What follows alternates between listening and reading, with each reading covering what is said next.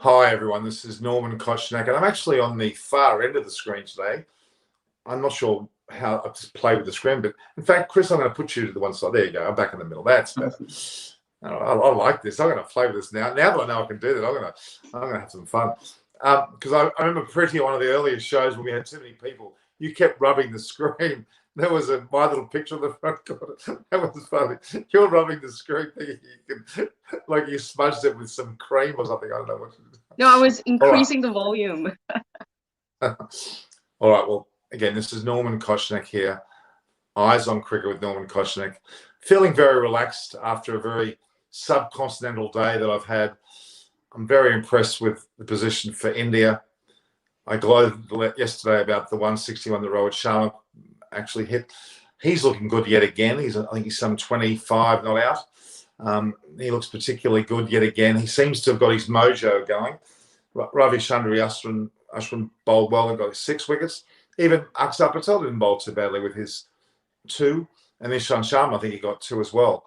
So it was Ashwin 5, 2 to Ishant, and to the new bowler Akshar Patel. And then on top of that, Siraj chipped him on there. But hang on a minute. Something more significant than that, Chris and Pretty, was the keeping of Rishabh Pant. He took 2 absolute screamers, didn't he, Chris? Yeah, I didn't see the Siraj one, but I saw the Leach one. It's difficult if he drops it or it goes through first slip, everyone says it's poor keeping. So it's one of those where it's a great catch, but you kind of you'd hope he would catch it, if that makes sense. So he's expected to catch it, but it was a great catch for sure. Yeah, someone's saying that normally he was plumb out LBW. If we're talking about Rohit Sharma, well, he hit the ball, didn't he? That ball, I think, when he was plumb. No, there was one towards the end of Moeen where England reviewed it because he didn't play a shot, and he sort of hid his bat behind the pad, and then England reviewed it. And if you see it, I don't know if you have seen it, and it's actually quite rare in this test that the commentators were all in agreement. They had Laxman, Shivaranakrishnan, and I think Sunil Gavaskar as well, and they were like, "That's a ridiculous decision." He was like, "He's not played a shot of that at all." He literally lunges forward and just hides his bat behind. No, I actually did say that. I mean, there's some inconsistent umpiring in this test. It's just been a bit odd. And for both the Indian commentators to say that's crazy, but how on earth is that a shot? Then I think that it's a bit weird from England's point of view, but that's not going to have any impact on the test. I mean, we're dead and buried. So. But having said that, though, Rohit Sharma still looks in good form. I think that was. Oh yeah, of course, yeah, no, he's a quality player, isn't he? Well, that's one of the pull shots we're making. But the overall theme. I mean, both Pretty were on an early report. We kept on talking. Wickets were falling while we were talking. 6, 7, 8 were happening while we were talking. But look, let's be honest. I mean, England's reliance on root, perhaps a little bit evident today. Ben Stokes got 42. He looked good. His keeping's been very good, except he did miss a stumping off Rohit Sharma, which looked a bit glaring, but we've got to be impressed by his keeping now. It's been another enthralling day of Test cricket. I've never been so up about a game of Test cricket. Really, don't you think, Chris? The standard of the cricket's been amazing in terms of the battle itself. I think that both tests so far have been heavily relying on the toss. I said, I think that this test has played itself. I think all Virat Kohli had to do was win the toss, and I think it's sort of played its natural course. And I think the same in the first test. I think if England had lost the toss in the first test, India would be 1-0 up, and so I think that it's difficult. And I don't think that India have had to do too much. Rohit obviously played a really good knock yesterday, but I think that the test has played its natural course because of that. But no, fair play. It's going to be 1-1, and each test has been dominated by one side. It's going to be 2 very one-sided test matches. And yeah, I mean, looking forward to seeing what Ahmedabad throws up in the day-night test, because that could be an interesting spectacle. Yeah, look, but I'm even referring to the West Indies versus Bangladesh match. We're unearthing some West Indian new players there. There's 2 or 3 that have really come through, and I'm very impressive. And you're actually close. No, actually, no, Pretty, you're not close to that match. I thought if they were playing the West Indies, you'd be closer. And you should be we'll have to get you to duck down there, won't we? but you have to get off the deck chair and actually watch the cricket. So don't forget that. You can't. The pina colada and the deck chair over the beach is not where the cricket ground generally is. They don't play it in Jamaica, right? Because I may be going there soon, but I don't think they're crazy about cricket. Oh, well, beg your pardon. That's where Chris Gale comes from. He's and of course, what's the park there? Is it Sabina Park? I'm not sure the name of the park is. Chris, do you remember the park in Jamaica? Yeah, well, that's the famous cricket ground, Sabina Park, isn't it? It's the it's where they play the cricket. So I've not been to Jamaica. So, well, Jamaica's full of other sports. I mean, they've got the fastest runners in the world from there, haven't they? Mm. And if half of them started failing and their cricket teams would be in some trouble. Imagine Usain Bolt, who actually can play cricket. He's actually played cricket in Australia for a grade club.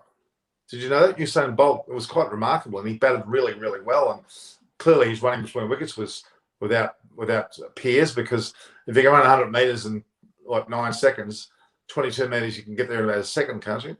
It's remarkable. Anyway, yeah, so the reality is that cricket around the world strong.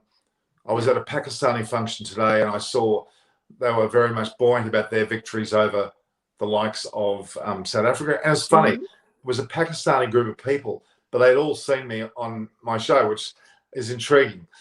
I still don't think we know the full numbers, because a lot of people do watch through other people's phones and they don't watch individually, so the numbers can be a bit deceptive.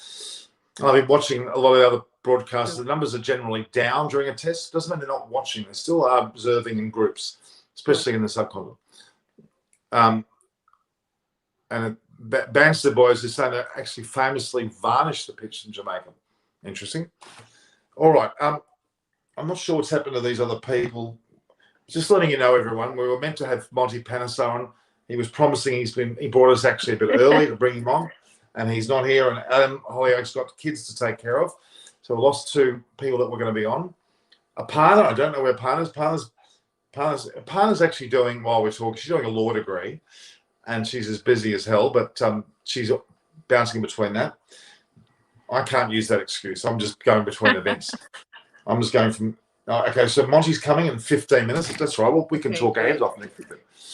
Now, Chris, yeah, are you texting madly, or are you putting a bet on India winning, or what are you doing? I'm just replying to Deep Barot in the chat. Actually, he made an interesting point about West Indies cricket, and I was just going to challenge him on a point. So, well, it create a discussion. So, we can talk about it here for 2 minutes if you like, and see what Preeti thinks on it as well. Sure, go ahead. So he was saying that the Caribbean, they love their cricket, and it's a massive sport. And I think that one of the big reasons why Caribbean cricket has declined over the last 20, 30 years is due to the money. In terms of money, there's not as much in it for cricket. And I think the pull of the big American sports, basketball, baseball, is where a lot of the good sportsmen are going. And athletics, obviously, so that's the pull. I think the big American sports is where a lot of the good sportsmen in the Caribbean go, because I think that in terms of money, it's oceans apart. So potentially that's a big factor why cricket in the Caribbean has suffered, because let's look back 40 years, they were the best team in the world by miles. No one touched them, and now they're a shadow of that. So but I think hang on a minute, there is a resurgence going on. I think there is more cricket going on. You'd be surprised. And I know that most good cricketers go to the IPL, but the CPL, the Caribbean Premier League, is picking up and has been good, although they're mostly owned by Indian corporations. But the reality is there are more players being unearthed. You'd be surprised. I'll give you a good example, St. Lucia, where Darren Sammy's from. Virtually had nobody playing for them at any high level except for Darren Sammy. Now they're motoring along because they've had a lot more interest because of the World Cups that have happened. And you talk about money. We had Mervyn Richards on earlier, both of you. Chris was aware of it.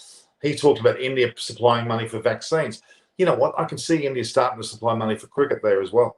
Why wouldn't they? We want to harness the West Indies. They are still potentially the most pound for pound best cricketing nation in the world, and they shouldn't be let go. And really, what they might even be doing, I'm not sure about this, but with the advent of America being big in cricket now, they always thought about having Florida almost a part of the West Indies because of the fact that the closeness of Florida to the West Indies. If America didn't pick up their associations, they may have actually had Florida as a part of their competition and perhaps even gone for looks or about selections or whatever they were going to do. Would have been interesting. Okay. So again, Ravi Shukla says Australia can qualify if India-England series is a draw, which we mustn't forget that. India win here, it's 1-1. It's very possible that they may have wins each third and fourth test and fight very hard, but they end up both missing out on the World Test Championship. Both of them, which doesn't make sense to me. I don't know. I thought Australia was done and dusted. I think India have to win 3-1. England have to win 3-1 or 4-1. Yeah. Or, England have to dominate. I think India. I don't think it's a priority. I don't know. I think India would rather win the series than. Yeah. than They qualify need for the one Test Championship. clear win, I think, and maybe a draw or something like that. Like if you said But India Australia, now, I think their chances are, they kill their own chances with those run rates and things like that. Yeah, I'm going to be disappointed if it's 2-2. I really will be. I want someone to win 3-1. I don't. I think it would be 2-1. I could see there being a draw, or 2-2. I think it'd be 2-1 or 2-2. I don't think either side, given the quality that both sides have and the potential quality of the wickets that might be produced, I don't see a side being able to, unless they can win both tosses in Ahmedabad. I don't see it being 3-1.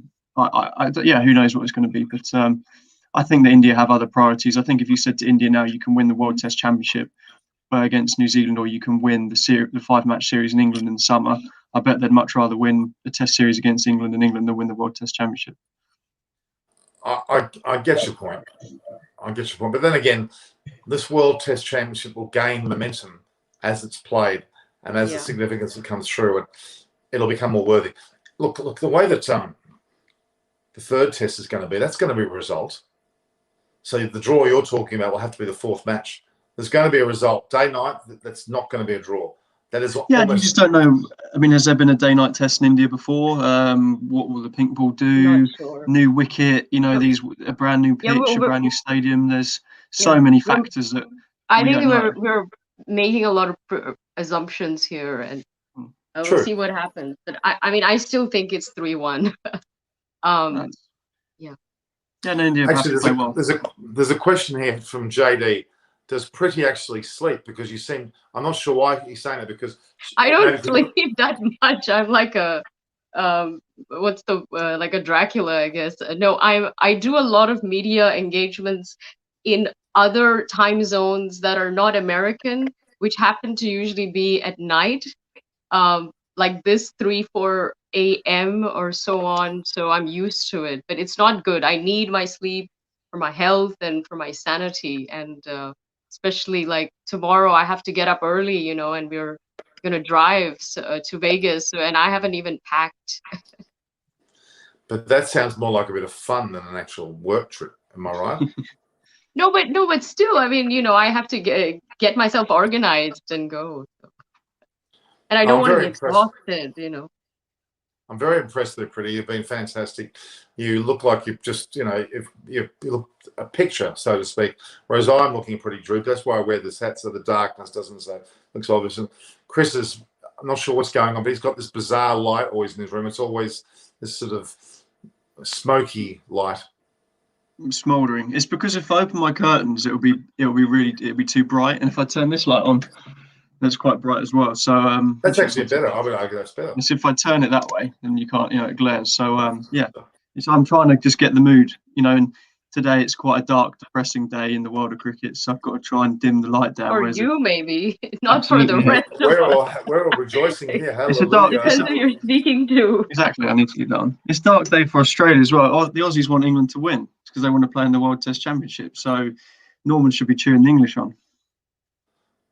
Do you think Australia deserve to be in the World Test? Do you really think they do not? Not after when does that ever come into it? When does that ever factor in a team wanting to be in it? The Australians aren't sitting there going, well, we didn't play that well, we don't want to be there. They're going, come on, England, we want to be playing in it. So does it deserve or not? It doesn't really factor into it. Well, they're all playing domestic cricket here. They're playing some state. There's actually a state match between New South Wales and I think it's Victoria. I'm not sure. Being played at the SCG, and I think there's something like 22 Test players playing in that match, a state match. So they're all playing. It's quite incredible. And it's good that you mentioned that because the IPL, there are 35 Australians hunting crows. What's the term? Is it crows or crows? Crows. The currency. What's the current when you have 100,000 is crores. Yeah. Crores. Yeah. So they're all chasing the dollar there. There's 35 Australians. There were 292 people in the actual auction coming up. Now, it's funny, we've got the three of us together. We're meant to be doing 4 episodes of the last 4 teams coming up. And then on the 17th, which is only a few days away, I'm hoping you're up, Preeti, because it's going to be a great pre-auction event. And even Chris and I were talking about doing a live show while the auction's taking place. And yeah, that's always fun, right? Like a live draw. Preeti's going to be in the underground casino at the Wynn. She's not going to be up for doing a cricket. No, she's going to be in the Orient buffet or at. I'll be back by then, I think. Well, Sandeep K has just said $1 million is 7 crores. Yes. Wow. Roundabout. And they're going. And most of the there's players who are going for 2, aren't there, in this auction? And I'm guessing, Chris, that some get paid well over that. What's the highest paid person in IPL? I'm not sure, but I know Pat Cummins was the most expensive overseas ever. I think he went for $1.2 million or $1.5 million, all pro rata, isn't it? But I think Ravi Jadeja was quite an expensive one a couple of years ago, wasn't he? So, but I don't. Every year they have their sort of star players, the international ones. You know, I think one year it was Rashid Khan, the Afghan player. They paid so much money to get him, and they got him, I think, and he delivered for them. He's amazing. So they take these chances. Doesn't always pay dividends, but sometimes it does. Well, that's interesting, isn't it? Interesting point from Randan in the chat, and I just want to address about saying that the West Indies would be a world powerhouse if their players stopped playing in the Caribbean 2020 or the T10, you know, the small leagues. Well, I watched the T10, and I don't think any of the West Indies in that side would be playing Test cricket at the moment. You know, Chris Gale wouldn't be playing, Andre Russell wouldn't be playing, Dwayne Bravo wouldn't be playing. There's a couple of the lesser known guys that might be in the squad, but I don't think that there's, you know, Jason Holders and those guys. The reason that they're not in Bangladesh at the moment is because they all opted out for COVID. So it's difficult to say that these guys would be playing Test cricket if they weren't playing in these leagues. I don't necessarily. What about Pooran would be in there. Possibly, but I don't know how much Test cricket he's played. He's obviously plays a lot of one-day stuff, but you know, that's the reason that they weren't there. They weren't there because they didn't want to go. They were there because of COVID. Yeah, if they wanted to be there, they would find a way. Of course, but I can understand at the moment with COVID. You can understand why England pulled out of the series in South Africa, Australia have pulled out of a series, so you can understand the concerns behind it and these guys, because you know, health and everything like that is probably the key at the moment, isn't it? Well, Carlos Braithwaite should be there. He's tremendous. I think he'd be, if he settles down, he could be a great all-rounder in Test cricket. Should he? Yeah, I think so. Take out one game against England in a World 2020 final when he hit Ben Stokes for 4 sixes. I don't think he's ever done much at all, has he? Well, especially Test cricket. Oh, but he hasn't had the opportunity at the same time. I mean, it's a combination of things. Let's go back to the person that disappoints me the most for not playing more Test cricket was Kieran Pollard. I think he would have been a sensation. He would have gotten used to it, even if he wasn't used to it. He has the potential to adjust it brilliantly. Even I'm still arguing Glenn Maxwell should have been given more of a go at Test level, a run to get used to it, because he had, you know, he could do anything. And they're my 2 disappointments. They've done well in IPL. They've made their money. They're rich people, but it's a bit sad. And Deep Barrett says Pollard doesn't play Test cricket. Well, he doesn't mean he shouldn't. He should have. He was clearly good enough. His bowling and batting was certainly capable. He was a good fielder. I think I'm quite adamant that he should have played Test cricket. But he went the one-day route, the T20 route early and made money. Why would you do anything else? Okay, so back to this match in front of us now for a moment. It is a bit. I was a little bit shocked that England got out for such a low score, 134. I thought they would have been a bit better than that. Ben Stokes batted well with his 42, but really there was a couple of capitulations in that, weren't there? There was a couple of, I mean, Lawrence, way out of his depth. He struggled from the moment he got out there until he got out. Didn't he, I mean, it's hard, isn't it? I mean, you can have all the game plans and you can watch as many videos and YouTube stats and analysts as much as you can, because that's how they do a lot of their prep. They analyse it on laptops. But the guy's never batted at 3 in his life in county cricket and has never played in India in that kind of intensity. And then you're going against, in those conditions, probably the best bowler in the world, Ravi Ashwin. It's tough. You've answered my question. If he's ever played number 3 for his county, and he's ever faced Indian bowling and all these things, he has never played. What is he doing here? Exactly. We wouldn't have been playing in the test if he was with the rotation, I guess. Well, if our number 3 hadn't slipped over the night before the test match, he wouldn't have played. So it's ifs and buts. It's like these things Zach Crawley would have played, but he slipped on a marble floor the night before the test and hurt his wrist. So he'll be back for the 3rd and 4th tests, I think, to come in at 3. So it's easy to say why is he there, but Bairstow's not there and a couple other guys aren't there, and that's the only option that they had. So, but okay, number 3. No, I disagree with you vehemently on this one, because I don't care what excuse you give, whether he's been never played number 3 or he's never facing. But number 3 is a significant position of batting order. If you're coming new into a side, whatever status you are, you should be batting 5 or 6, or at least 6. So who else would you have batted at 3 then? Oh, well, I put Root up there. I'm sorry, I would have had Root at 3. Well, Root's tried and tested, and he doesn't want to bat 3, and he wants to bat 4. Well, then I would have put Moeen Ali, who was actually batted there before and has batted up there. He's played 61 tests. So the reality is, you don't put a makeshift number 3. It's just flawed. I don't think he's necessarily a makeshift number 3. I think he's there on merit, but at the same time, it's a no. Sorry, he's never played there. Therefore, there's no merit in putting his number 3. Then we'll never play in that position. Full stop. It's a very specialised. I don't think you're right. I don't agree with you at all. But let's be realistic.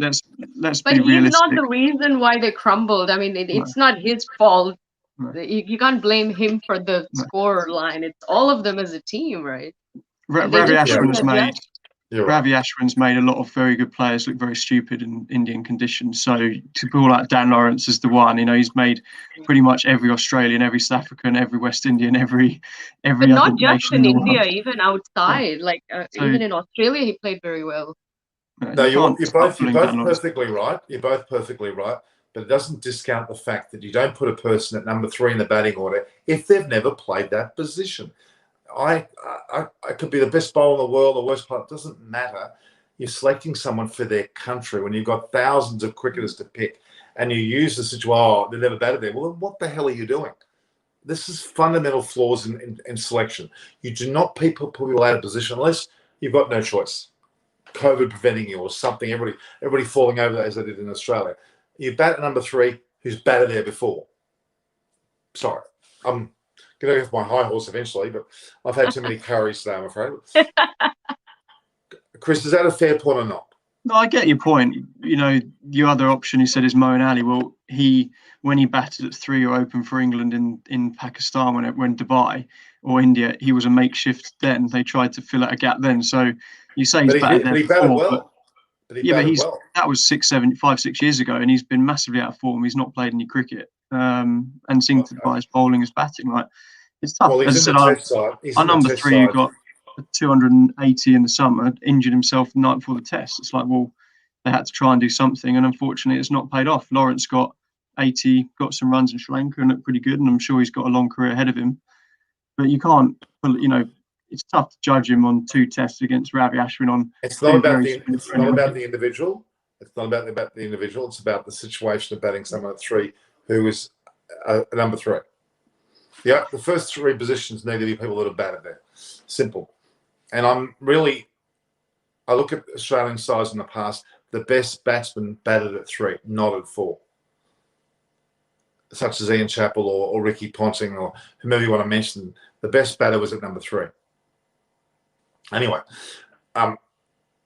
day 3 pitch is very dangerous for batsmen. That's what Vabhav Sahu has actually said.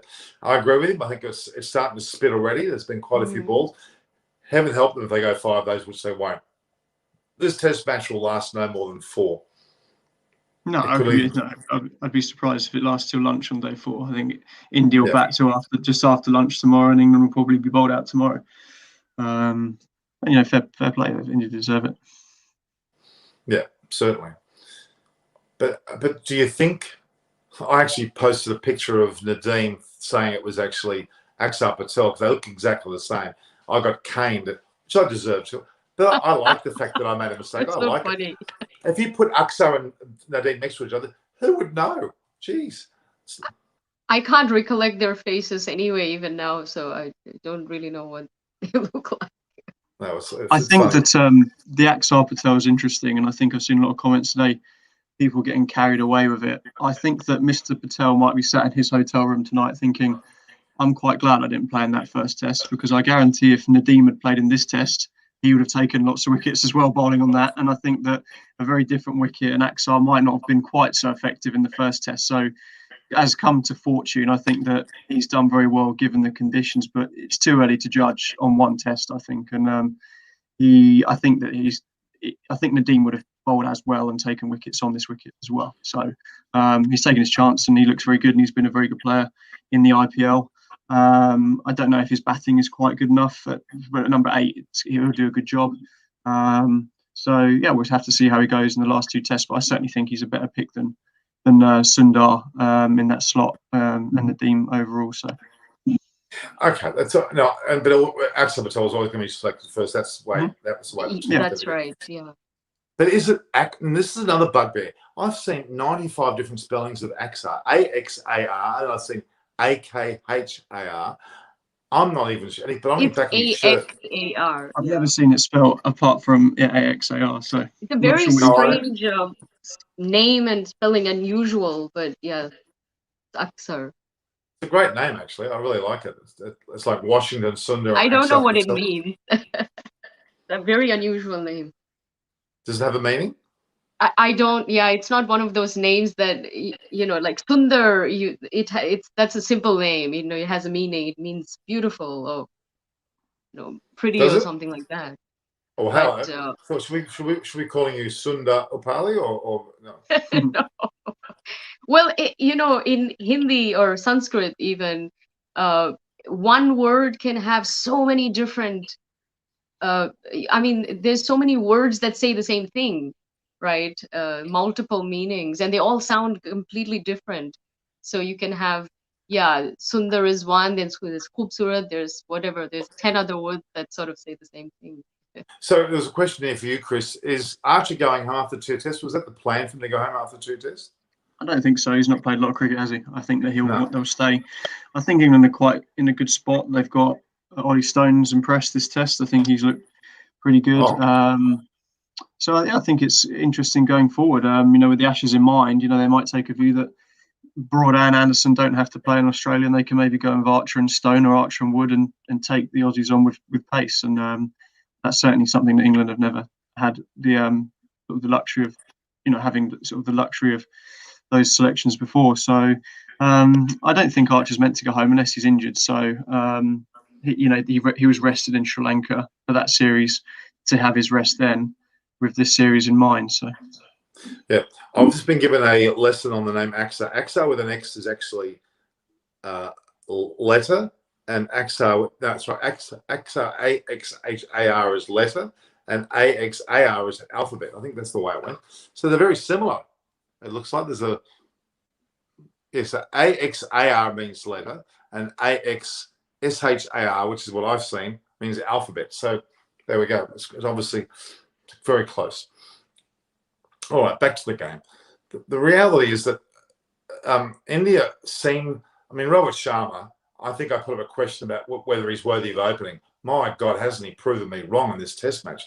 He has been, hasn't he, Chris? It's not just, we're not talking legendary status. I'm not trying to say that, but he's worked out, he's actually learnt from Root to reapply the sweep shot, which he's played magnificently. Don't you reckon, Chris, that the sweep shot of Rohit Sharma is quite incredible?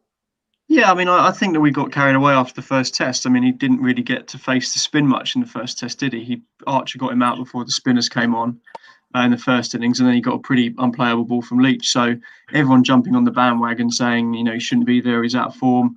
I think that he's been there. I don't think anyone was suggesting that he should have been dropped. So, well, from my end anyway, and the class is there. As I said, I had a couple of interesting comments yesterday. I read after our thing when I sort of said that Rohit probably won't go down as an Indian legend in Test cricket just because he's been inconsistent overseas.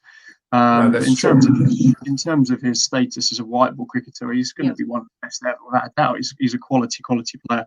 Right. One of the guys in the comments who called me out and said that he isn't a flat track bully, and I didn't say he was. I suggested that he could be seen that just because he's been inconsistent out of India, but he's got a good chance this year to come over to England this year, and if he's in form, and prove the doubters wrong. Because if he does it in England this year with Anderson, Broad, and Archer running it in England, then he can silence the critics.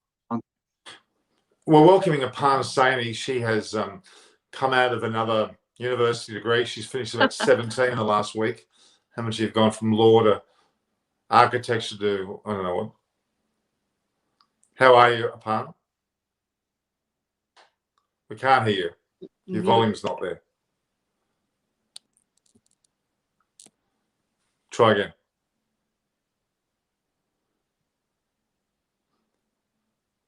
Aparna? Okay. Everyone else, Aparna, if your volume's not there, I can't just hear. try it. So, no. Have you got the little mic button off? No, the mic's on. She's going to try. All right. Well, while she's doing that, we'll keep talking because I know that Monty's been in conversation with her and he's very shortly there. I can't. I mean, I've come across a lot of Indian people today on the streets at restaurants, and they're all quietly confident. It's almost as if this was expected, and I kind of agree. The way the first test went, based on the toss, England played very well and won. But we always knew India would gather momentum, and they would gain momentum. And the crowds, I love the crowds though. They were very loud. They're so happy to see sports being played again and the country opening up and all of that good stuff. It's really great, really good for the country. They've done so well with this COVID thing. Good for them. Yeah, it's so effectively India are now in front by 269? 249, I think. 249? Right, yeah. Probably too much now. I think India would win if they declared overnight. But no, I think that both tests so far have been relying on the toss. I think if we'd switched over and India had won the toss in the first test and we'd won the toss in the second test, I think we'd probably be saying it's 1-1, but with each side winning the other test. So no, that's how it goes often in the subcontinent. We spoke about that before the series, and I'm just looking forward to hopefully England keeping their heads up and Siri went off. Keeping their heads up and sort of resetting for the third test and going again, because they can't lose confidence that lots of sides get hammered in India, and that's to be expected. So they have to keep their chins up and go back and see if they can win the third or fourth test. Aparna, can you hear us? Oh, we can't hear. Yeah, we can hear. Can't hear you. She can hear us. We can't hear her. Do you need your earpieces? She's got them in, I think. Take them out. Take them out. Or log out and log back in. The earpieces won't make a difference to her. Just log back in. Log back in if you could. For your sake. I just want to make a point. I disagree. I don't think it's just the toss, because you take away so much from all the incredible performances that we've had with the ball and the bat. And remember that first test, it was supposed to end in a draw if they didn't, if they had their shit together, which they lost on the fifth day. But it was even in the beginning of the fifth day, even the predictability, that meter, and most people thought, okay, this is going to be a draw, and it should have been a draw. They lost the plot, and it ended in a loss. But toss. Okay, the first inning you get a big advantage, but from then on, then you have many chances. You know, the pitch turns. We've seen both teams do well and not well as well. So I don't know I if agree with you, Pretty. I think you're yeah, perfectly I don't right. think it's the toss. Yeah. I don't think it's that conclusive. It can't be just fait accompli, you lose. No, it can't be, because Like, I don't think If winning that's the the toss case, is why India has put up this fantastic, score and all of that. You got to give it to good fielding and good bowlers. if And I don't disagree, you've got to still make the most of the opportunity. But if the toss, as you said, isn't relevant, or it doesn't make as a huge it's difference. a little relevant, not 100%. Yeah. But how many? All right. I What don't is know. relevant? What is relevant? We've actually got Monty on. Monty's here. So thanks for joining us, Monty. Yeah, thank you. Yeah, thanks for having me on your show. And Monty. have you met Pretty Upala, who's above you there on the screen? Yes, we've met the American host, so it's good to have someone from the other side. Yes, that's regard. Yeah, it's great to have someone from California, or that's the only place I know in America. But great to have that on our show. We've got a partner here too. We just lost her for a minute. She's coming back very shortly. So that's going to make it's not actually balancing it. It's not quite balanced, because obviously Monty is English. Chris, you've got someone on your side now, which is good. Monty, what's your take on the day? Yeah, it's been an interesting day, because you see how the Indian batsmen play on this wicket. They seem to use their feet really well. Maybe use the sweep shot, and I think it's just a question of like how the Indian spinners are not turning the ball maybe as sort of aggressively like the English spinners are, because there's so many balls that are turning and bouncing to the stumps. So effectively, yeah, they're bowling these magic balls, but they're actually not getting the wickets. And you look at Ashwin, how he's able to change the seam position and get that ball, get the batsman playing at the ball. I think is probably the difference, in the skill of the Indian batsmen. I think they just got they got better game plans against the English spinners. And the English spinners, they need to sort of use the non-turner. They're not using that as effectively. I think they sort of getting carried away with the turn and bounce on this wicket. What's your take on the wicket, Monty? Yeah, look, the wicket, we all know that it's not going to be it's not going to go full 5 days, but you get green decks other parts of the world, and people I guess don't talk about it. So let's say by all the sort of media commentators that are talking about the wicket not lasting 3 days, but I think it's just skill level. The England batsmen are playing from the crease. They're not using their feet, and the English spinners are very predictable. Look at the Indian spinners. They are changing their seam positions. They change the degree of turn, and that's something. The difference between both teams. Monty, could I be really honest with you? If you were in place of Jack Leach now, you would have won both bloody games in a canter. This would have been ready-made for you. Pujara would have had no hope. He hates that bowling. He nicks continuously. And I dare say you would have taken more than your fair share of wickets. What a pity you're not out there at 24. Yeah. How old are you at 24? That's right, 24. Yeah, he was. I was thinking that as well. I was thinking, I wish I was out there. I would have been, using my feet, going wider, going, close to the wicket, cross seam, arm balls. Jack Lee hasn't even bowled one arm ball. He's not even looking to, deceive the batsman without turning the ball. And it's a bit too same for me, to be honest. What's the term they're using? Natural variation. That's rubbish. Natural variation means you got lucky and the ball is something different because you put it on the spot. I don't like that term. To me, it's what you're describing. You bowl an arm ball. You bowl a ball deliberately. It's not natural variation. Almost implies pot luck to me. I don't like that term at all. It's a term that hasn't been around for a long time. When I was younger, no one termed natural variation. To me, that's a term that shouldn't exist. The Shane Warnes and the Monty Panesars bowled with purpose. It's you don't. I mean, even Ranganahara, it's always been talked about these natural variation. I don't think he would agree with that either. What's your thoughts, Monty? Yeah, look, I agree, because you can see how Ashwin changes the positions on the seam. So he goes to leg slip, then slightly, squarer towards, like fine leg. And then even with Ben Folkes, the way he bowled at him, I thought Ben Folkes batted beautifully. But while I was, watching how Ashwin is bowling, he was able to, bowl that kind of square spinner, which intentionally, his intention is to go with the arm. And then he kind of deliberately gets a batsman coming at him because he bowls it slightly slower, and he's got that lovely seam position, gets a lot of revs on it, and that's how to draw the batsman in. And it's that's something I just think that the likes of Jack Leach, Moeen Ali bowled well, but it's a turning pitch. I think they should be using more skills and maybe bowl over the wicket, around the wicket, mix it up.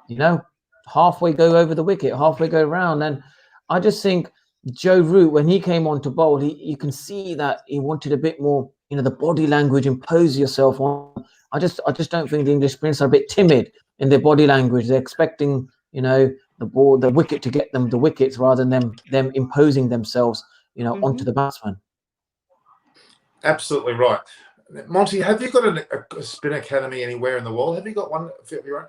You should have. My God, I reckon you're one of the best descriptors of a spin bowl. You have this. I'm listening to. I can actually see what you're saying, and that's half the battle.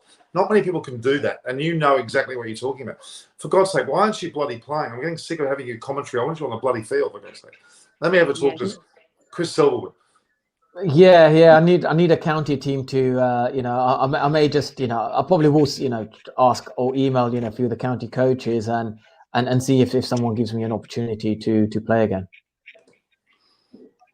Or marry an Australian and then you can bowl here, maybe. I'm not sure. Well, that could be a possibility, but we need the state team to actually already give me the contract. So then, you need all the things in place. I don't want to be traveling the other side of the world and knowing that I can't play professional cricket. That's true. A partner. Still can't hear you.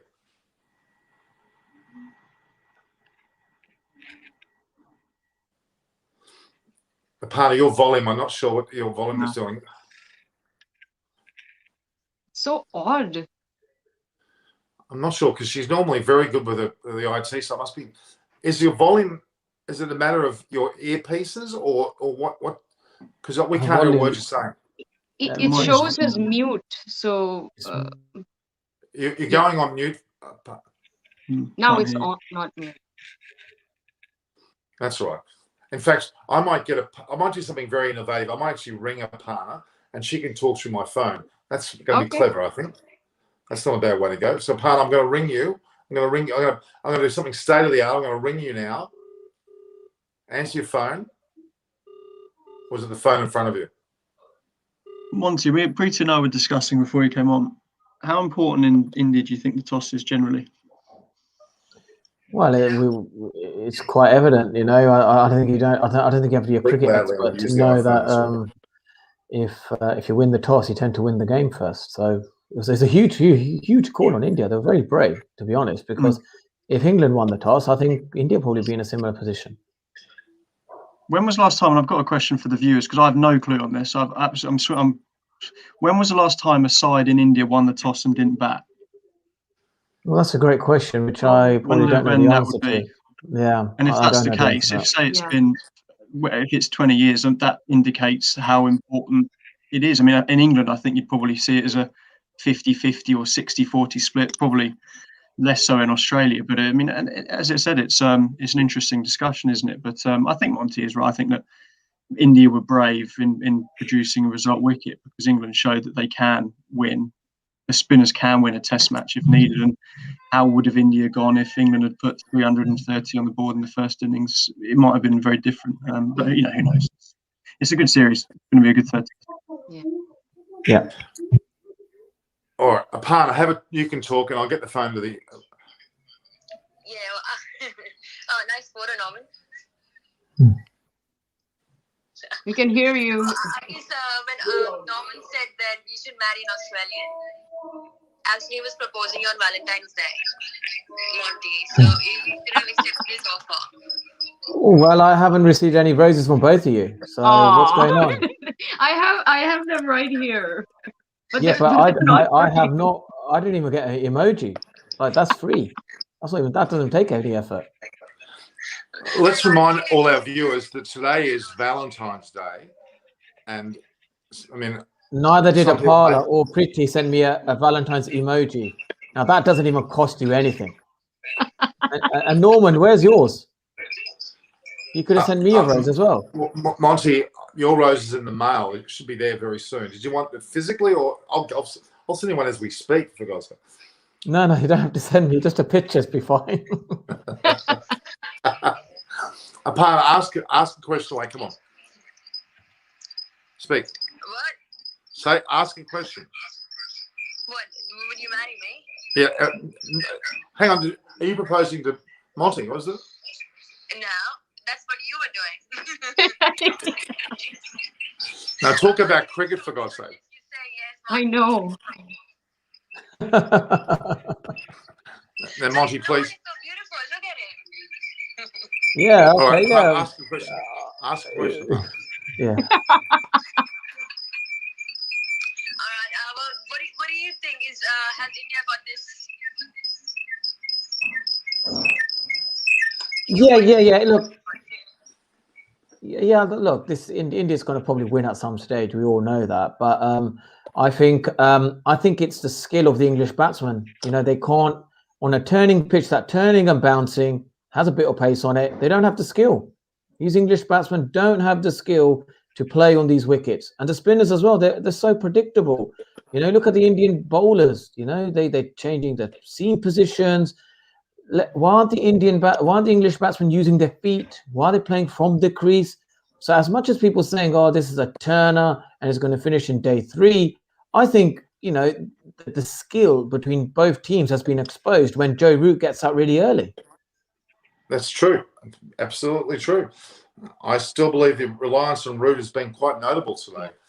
Ben Folkes certainly came through. Well, tell me, Chris, what's your thoughts of Ben Stokes' performance today? I mean, I don't think that anyone in the world cricket can question Ben Stokes' influence or performances in that side in the last 3 years. Hang on, but I mean, hang on. Did I say I was questioning his performance? I asked you. No, I mean, what I think he looked quite solid to start with, and then got a pretty good ball and didn't play his best shot. But I mean, it's sometimes I don't know what. I don't think there's much to talk about really. He probably technically wasn't slightly 100% there, and if you look back, he probably said he should have tried to play it straighter maybe, but got quite a good ball from Ashwin, didn't he? I don't think you can. I think you can overanalyze sometimes. It's like saying with Kohli in the first innings, like what was, would you question Kohli's performance in the first innings, or would you say didn't play a great shot but got quite a good ball and move on to the next innings? Well, Virat Kohli certainly has copped a bit of flack with his almost WG Grace approach, not leaving the field. I know he did that for good reason, but it did appear rather unusual the way he didn't walk off the wicket. That was a little bit strange, and it certainly has been sent up a bit in the press, that's for sure. But yeah, all right. I think that Ben Stokes is key, and he can still have a massive. It's tough, you've got the best. There's no doubt, as a left-hander myself, that turning away from the bat is often harder than turning into the bat. And I think he just got a reasonable ball, and I think he'll be disappointed with how he got out. But I don't think there's much more to say than that, really.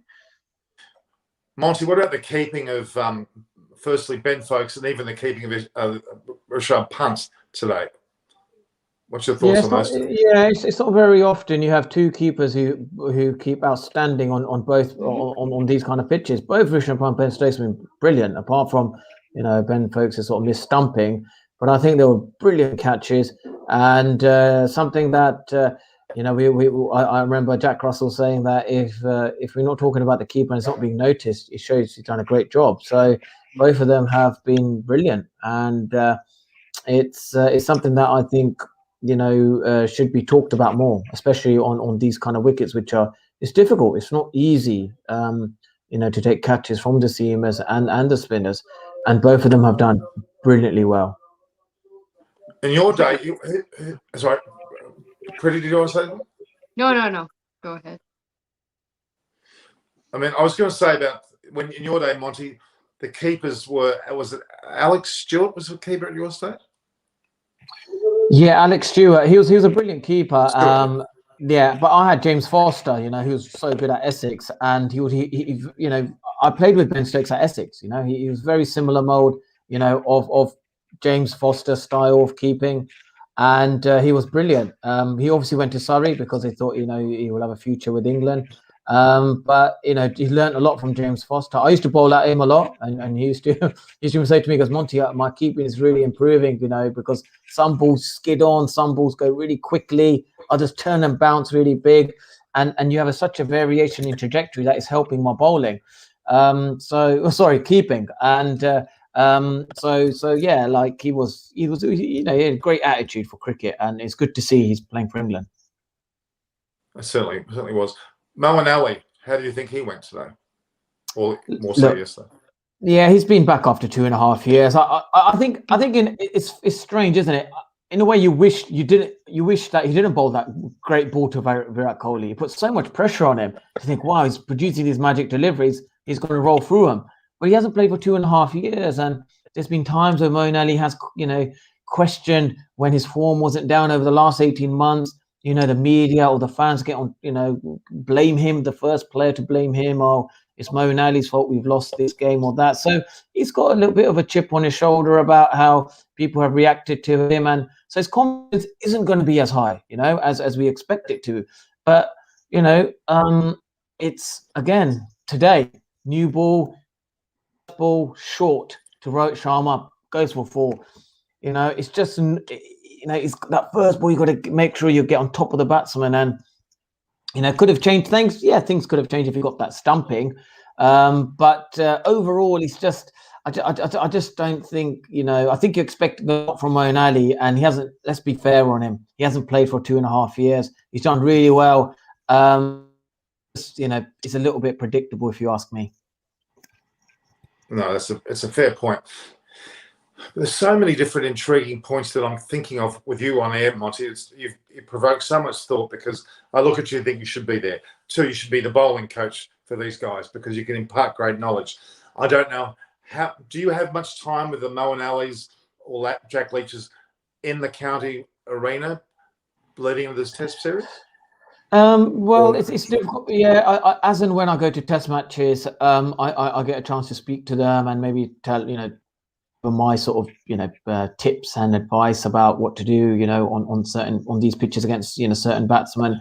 And Jack Leach always asks me how you know, he'll always ask me how to bowl against the best batter, and I try and give him a few game plans. But I think what's kind of disappointed me with Jack Leach is I've always said to him, use your crease, you know, and start maybe, you know, use different positions in the crease, and he's just not doing that. And then after a while, when you bowl these great deliveries, the batsman will you getting used to that same angle, same delivery, same pace, same rotation. You're going to get some to turn, some not to turn. And then eventually they will get used to his best delivery, you know, and that you don't want that. You do not want, you know, a batsman to know how good, you know, your best delivery is. You want to mix it up all the time and set the batsman up to play your best delivery, which hopefully will get a wicket.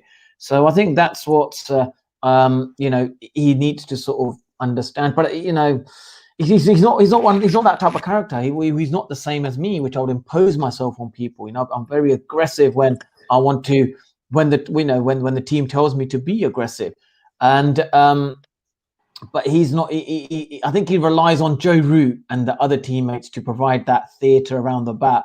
I think he needs to sort of take a bit more ownership there. Yeah, it's very, very relevant points, and in particular, setting a batsman up for a wicket is something that's an art form that not all spin bowlers have in their arms. I mean, Ashwin, my God, he's got all sorts of thoughts going through his head. He's dead set a key. I mean, Nathan Lyon, I think, does try that. I think he's been taught that. It may well have been the likes of Shane Warne that taught him that. But you were one of the rare bowlers that just had it in your arsenal from day one. You were constantly challenging yourself, constantly trying new things, and it worked more often than not. And a testament to you. And I hope to see you more around academies and teams more so. And even Simon Willis with his work. Chris, you might want to, I'm not sure that, I mean, you'd be invaluable. I think you should come to Australia. Australians need to learn how to play your bowling, and more so the art of sweeping against your bowling is another aspect which I think is lacking. Although I was impressed with the likes of Rohit Sharma's sweeping, weren't you, Chris, Monty? Pretty. Yeah, he's a quality player and so consistent across all formats, right? In different countries as well. One of the few players that can say that they've done that. So and it's 33, but still young enough to make a ton more runs, test or the one day. Absolutely. Aparna, can we have you talk? Maybe you're online. Speak, Aparna. I think we've got volume coming out of you. Say something. No. Aparna is an IT major too, so if she can't get it right, nobody can get it right. Chris, now you're wandering around the back of your room there, drinking some blue cocktail in a glass. What's your thoughts? I know Chris is depressed because England aren't winning. You're depressed because your scores aren't coming through. What did you predict today? 200. Yeah, it's probably the first day of the series so far that I got hideously wrong. You should have left some of that champagne behind. You could have drowned your sorrows today. Yeah. I drank that in celebration the other day. Pretty, don't worry about that. I'm not down. I generally just call it as I see it. And over the years, there's been plenty of moments in as an England fan where we've had poor days, and I think that this is, as an England fan, as this was expected. The fact that we're sat here in day 7 of the series, and it's the first time that India have really started dominating us, is positive. England were expecting to lose 3 or 4-0, and the fact that we've won a test and India are acknowledging us as a proper competition is probably as testament and as great a compliment that Chris Silver and Joe Root could have wanted before the start of the series. So no doubt. And India have taken advantage of this test with with the conditions, same as England in the first, and it sets up the best thing for the series, without doubt, England winning that first test, and deservedly so. And the third and fourth test is going to be great, and it's going to be interesting to see the sides that they go with. Someone mentioned that Jadeja might be fit. I didn't think he was, but I assume that he would come back in, and Axar, I guess, would lose out. But yeah, no, it's set up as well. Sharmi as well. Yeah, Sharmi's an interesting one. Whether he'll come straight back in, I don't necessarily. Well, he might do, but he's going to be lacking match fitness. Interesting, they rested Bumrah. I think that tells you everything you need to know about that wicket and his workload, and that they see him saving him for the third and fourth test. And we've sat here and questioned England's rotation. Well, if India feel the need to rest Bumrah, and that justifies England resting Anderson just even more so, I think. Yeah, fair enough. I mean, but I do think we're going to see Anderson and Broad play the third test together. I really do. I don't know now. I don't think. I've watched it, and I've watched Ollie Stone bowl, and Broad is tight, and everyone's given him stick for being poor in the first innings. I don't think he bowled badly. I think he bowled tight and kept it. It's not his forte. I don't see them not playing two. I don't think the benefits of a day-night test in India are going to be so steam-friendly to not play 2 spinners. I think that Stone or Archer will be as effective, if not more effective. They both can swing it. They both hit the deck. They're both quick. So I don't see Broad and Anderson playing together until first test match in England in the summer. I've just been given a media release by Aparna Saini. She's actually doing media releases now because she can't go on air to speak. So her media release goes as follows. Just to say to everyone, I want to say goodbye. I couldn't say goodbye because my system fell down. But she did want to conclude by saying India is in complete control of this match with a handy lead. And with this kind of a start, they've got all the possibilities to be pumped mentally at the start of the third day, which could very well be the day the match gets over, is actually over. Thanks. Nice seeing you all, in particular Monty, and happy Valentine's Day. I actually added that in, but it's all right. Kiss, kiss, kiss. That's all here. No, but the truth is that my partner's been really good. She's been taught me a lot. She's worthy of having on. Her channel, Cricket Conversations with the partner, going gangbusters. Pretty's is going really well. And Monty, you're on Twitterverse heaven. That you're making. I like your decisive posts. They're not just straightforward. They're uniquely you, and I love that, because most people just seem to ditto everybody else's posts, but you lead with your posts, and I rather love that, because it's very unique, and I think that's important. There's a real serious problem with media these days, and I'm guilty of it. If someone puts out something about someone, everybody jumps and does the same thing. That's not what you should do. You've got to be yourself. For example, Pretty and I went through a restaurant today, which was unexpected, and that was great fun. Chris, you're very quiet. I want to gloat more. I think I've got to gloat. Who predicted Rohit Sharma's 147 on the first day?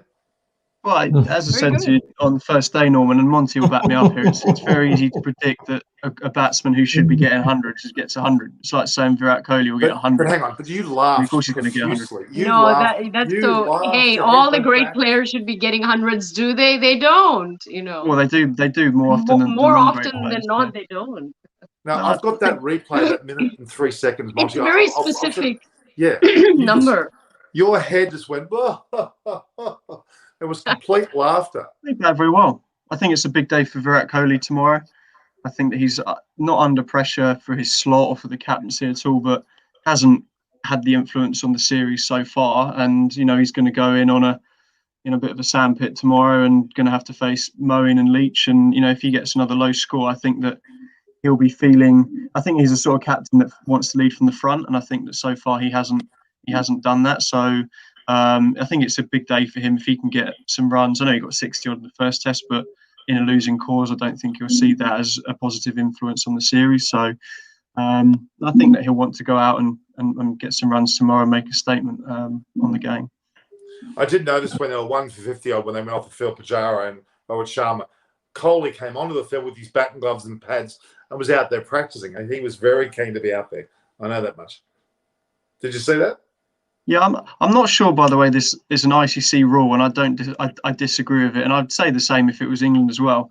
The fact that Pujara cannot field all day because he's hurt his hand batting, but then can go out and bat at 3. You know, I think that there has to be how can you not field all day, but then you can go and bat? And I would say the same for any side anyway. It seems that maybe bat number 6 or number 7 seems fairer, but does seem a little bit odd. And I know it happens, and they're trying to iron out these things. It's like the bowlers going off when they've bowled their spell and they go off, put their feet up, have a massage and a drink for 10 minutes. You know, it's so. But I know this test is done and dusted. You know, I don't see any other way. And there's heavy rain forecast in Chennai. I don't see any way that this isn't 1-1 in 2 days' time. No hope of that. So, what is the rule? There must be a rule about being off the field all day and you can't bat. There must be a rule. Surely there's a rule. Obviously not, because I don't think Pujara fielded all day and he came in and batted at 3. So it's obviously within the rules. I just don't see that being totally fair. But there we go. Here's what it is. Okay, we've got a message from a young lady called Aparna Saini. She's saying, Monty, please marry Norman. I don't know what's going to be. I was thinking this. And come to Australia. Like, does it have to be a girl? Doesn't know how to propose to you, which he did by saying you should marry an Australian, which is him, in full support of Norman. Well, I'm afraid I'm not too sure where this come from, Monty, and I apologise for that. Some random person called Aparna. It's funny. I think Monty would have slightly better taste. Oh. That's a stab in the stomach. That's hitting below the belt. Monty sat there agreeing with me quietly though, so it's all good. Monty, the truth is, Chris is just a tad jealous. I mean, that's the. All right. Okay, look, guys, we've gone a very solid hour. It's great to have you all on. Just your thoughts on the next day's play. Start with Pretty. What's your thoughts? What's going to transpire? They should wrap it up. I think if I was Kohli and Co, wrap it up, boys. Do what you need to do, and don't let it. And I don't know about this forecast business. That is not good. The last thing you want is an amazing test like this ruined by weather. So I was joking. I don't think it's going to rain. No, okay, because I'm like, really? I was saying that's the only way I can see England not losing is if it absolutely pours down for 3 weeks. So, but yeah, they need to get on with it and try to get it done actually. And so you're thinking game over into tomorrow's play? No, it probably will go to the fourth, maybe the morning or something like that. But you want, they should be the urgency, because you have the momentum, and this is yours to lose, and I don't think they can even lose this. So make sure that doesn't happen. Okay, good. Chris? Yeah, if England make day 4, then I think they'll see that as some kind of positive. I really do. I think India will probably put another 100. There's so much time left in the game that India could bat till midway through the afternoon and just say we'll set you 500, but they could get another 100 and have plenty. But as England did in the first test, they'll make sure that there is 0% chance, not 1 or 2%, England could pull something out the bag. So I expect India to bat to maybe half an hour after lunch, set 450, and England, if they're still batting on the morning of day 4, I think that there'll be some positive in that. But it's going to be an India win. I mean, there's no way that India don't win this test. And, I mean, I'll be happy if I'm wrong, but I can't see it. And Monty? I think because people have been talking about the pitch so much in the media, that I think tomorrow's a big day for India. I think they'll probably look to bat, most of the day tomorrow, just to, prove to the ICC and the rest of the media people out there, TV channels, that actually it is turning, but you can still score, filter it out quite quickly. Yeah, they've got a massive lead, but then this pitch will get questioned massively. So I think from the pitch perspective and how everyone's been questioning, I think India need to bat probably at least 2 sessions, possibly after tea, and they may even bat the whole day, just to prove a point that the pitch isn't as bad as everyone makes it sound. Very good point. Very good point. Can they get Doc's point? Because there's no doubt, and I know Monty will know more than me about the international stage, but there's no doubt that this pitch will probably be reported, regardless of if India get 400 or something. I think it's still going to be questioned anyway. Is there any World Test Championship rules for being fined or dot points like with slow over rate? I don't know. It's an interesting point, isn't it? Well, I think it may get, depending on points being docked, will be how long tomorrow India bat. If India can bat all day tomorrow on this turning pitch, they will have a case to prove. They'll say, look, we batted all day on the hardest part of that day, which was third day for us. And, we showed we can bat on it. It was just a lack of English, the lack of skill from the England batsman, and that was the difference. So that's from that point of view, I think, at the moment, everyone's talking about the pitch to see 5-day test matches. But I think from that point of view, I think Ravi Ashwin and Virat Kohli will be thinking, guys, we need to bat all day on this turning pitch, or else that everyone's got a bigger case to prove that this pitch wasn't test match standard. But having said that, though, if the SCG played 2 tests right after each other, they'd be struggling to have a good second pitch ready anyway. So people are forgetting that. You could say that about any pitch. No, but having said that, though, I don't think there's much doubt that the second time they use that. I think the point is, and reading between the lines from what I've read in the media and everything, I think the point is that they haven't tried to produce the best pitch they can. I think they've intentionally put out a result wicket and taken a punt. There's no doubt that groundsman could have produced a better cricket wicket if he'd wanted to. And I don't know what Monty thinks, but that's clear. No, I agree with you. It was such a brave call. Obviously, if England won the toss, I'm sure England would be in the same position, and sport media, everyone will be talking about the pitch. I think India took a big chance, and they said, well, let's just produce a turning pitch, and then by chance they won the toss. So England won the toss in the first Test match, and you can see the toss is a huge factor. Whichever team wins the toss tends to win the game. So England won the first toss in the first Test match. They won. Now India have won the toss. Most likely they'll win as well. So you kind of get the sense that whichever team wins the toss first, high percentage of that team winning. That's very true. Very true. Well, thanks, guys. This has been absolutely fantastic. It's a pleasure having all of you on here. And even Aparna, even though she had technical difficulties, she adds great vibrance to the whole group. And we had Adam potentially here as well, Monty. We had Jeff Thompson the other day. We had having Mervyn Richards in Antigua sitting there, and he talked about India's providing vaccines, some 40,000 vaccines to Antigua as a gift. Magnificent story to hear. He was thanking on behalf of the Prime Minister. He's obviously was a senator in the country, and he's going to have in his lounge room Kirtley, Andy, Viv himself, all turning up over the next few days. I can't wait for that to happen. It's going to be rather ad hoc, but it'll be a lot of fun to have these guys betting over taking biscuits from Merv's tray. We'll wait and see that for that. So I really am excited and so honoured to have you all on here. You've all been fantastic, and our viewers are enjoying this. Our numbers yet again have been going up throughout the whole session. So, guys, let's look forward to a great third day as play. Thank you all, Chris, Monty, and Pretty, and obviously Aparna. And let's go ahead and make a great day over the next few days. This is Norman Koshnik thanking all of our great guests and our viewers for your great comments. Please view, like, and share, and don't forget to comment. I'm going to reply to every single one of you regardless. And again, we'll see each other tomorrow. Mwah, big kiss. Namaste. Namaste. Thank you. Happy Valentine's Day. Day. I did send you flowers, Monty. Thank you all. Everything's fine. Chris, where's yours to mine? Anyway. And Pretty, you deserve all of us giving you truckloads. All right, guys. Thank you. Take care. Have a good one. Bye-bye.